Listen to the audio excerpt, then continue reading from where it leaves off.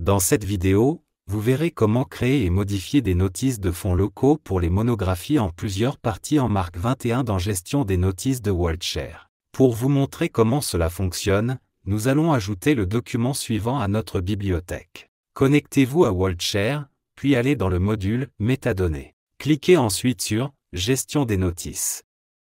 Pour le type de données, sélectionnez « Notices bibliographiques ». En ce qui concerne l'étendue, choisissez « Dans tout WorldCat », car il s'agit d'ajouter des fonds pour un titre qui ne figure pas encore dans les collections de la bibliothèque. Vous pouvez effectuer la recherche en utilisant l'index souhaité, dans notre cas, nous utiliserons l'ISBN. Entrez le numéro ISBN, puis cliquez sur « Chercher ». Les résultats de recherche ont donné 32 résultats. Vous pouvez alterner entre un affichage enrichi et un affichage condensé en cliquant sur l'option « Voir les résultats de recherche condensés ». Cette option vous permet d'avoir une vision plus claire, surtout lorsque vous avez un grand nombre de résultats. De plus, elle vous permet d'accéder à des informations pertinentes telles que le titre, l'auteur, le numéro au CLC, etc.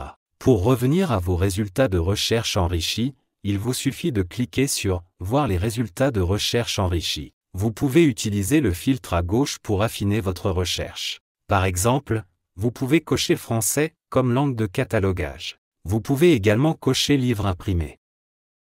Maintenant nous avons 8 notices. Notez également que la notice n'est pas détenue par notre bibliothèque. Si c'était le cas, vous verriez un crochet vert indiquant que le document est disponible dans notre collection.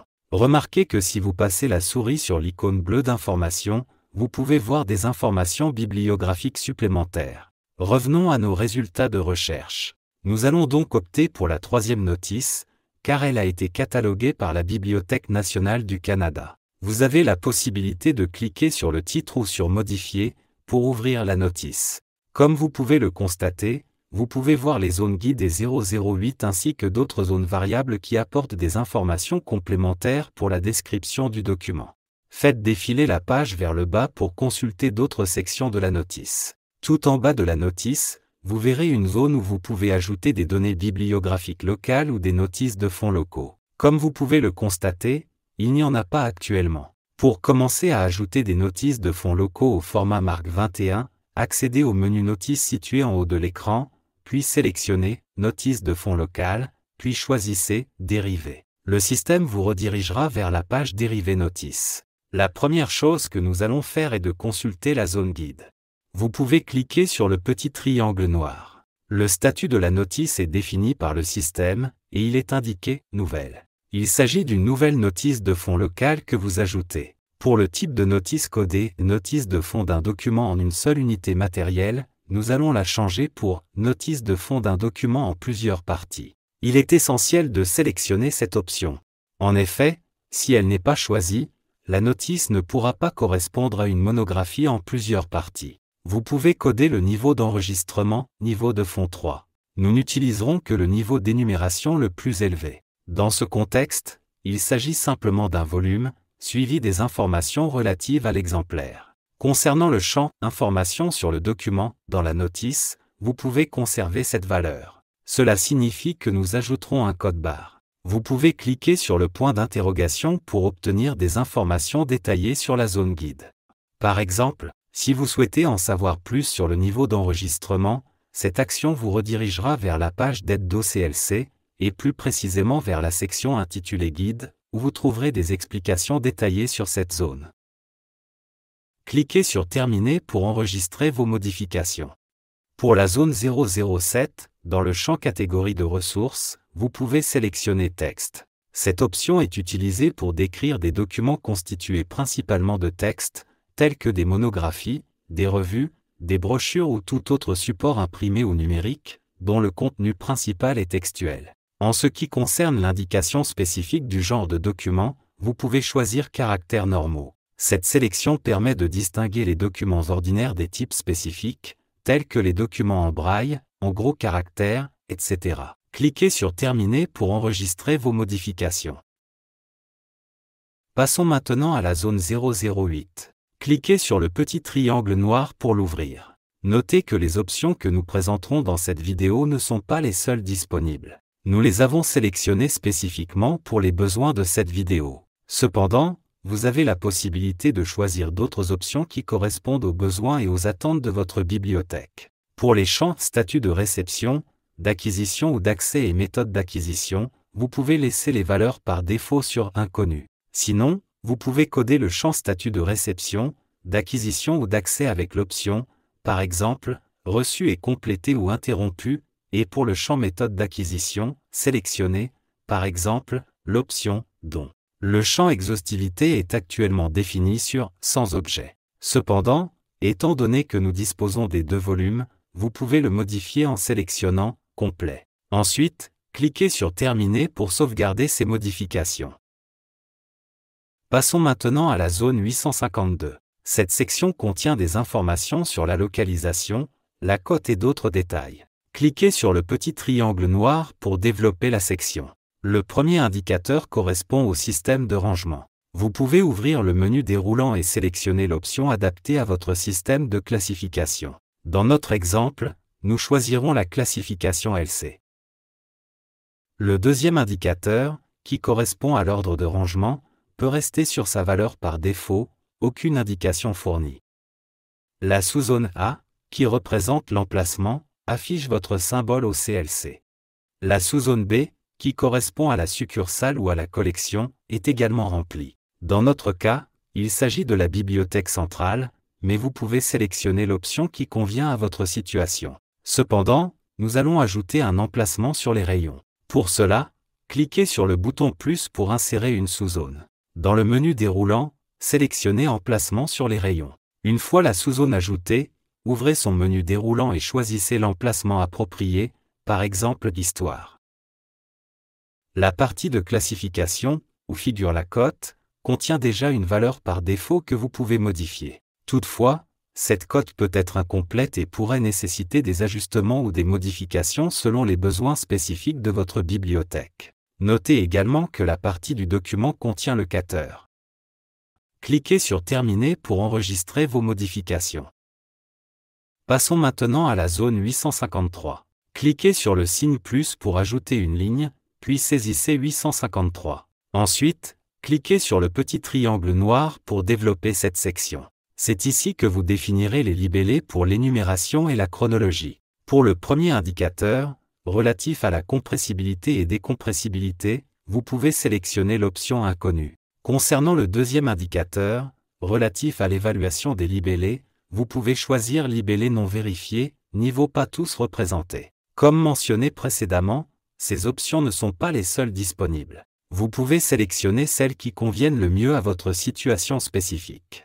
La sous-zone suivante est celle du numéro de liaison de zone et de séquence, qui sert à établir une liaison. Vous pouvez y saisir le chiffre 1, ce qui fait référence au premier 853, et probablement le seul dans ce cas. Cette zone est exclusivement destinée aux libellés. Ensuite, nous avons la sous-zone A, qui représente le premier niveau d'énumération.